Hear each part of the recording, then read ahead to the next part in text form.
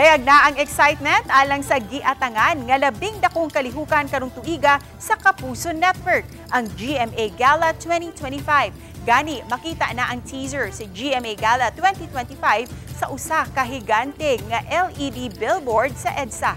Karong Sabado na ang GMA Gala 2025, subay sa kasaulugan sa 75th anniversary celebration sa GMA Network. Ang maipod nga mga proceeds sa maong kalihukan idonar sa usa ka charity.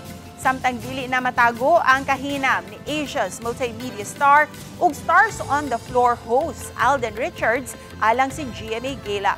Speaking of Alden, hapit na makabot niya ang childhood dream nga mamahimong usa ka piloto. Nagsugod na si Alden sa pagtuon sa aviation school sa Pampanga.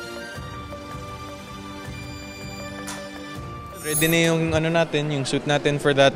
This is one for the books and medyo inaabangan na talaga. And talagang most of it yung bonding talaga with my co-actors in GMA.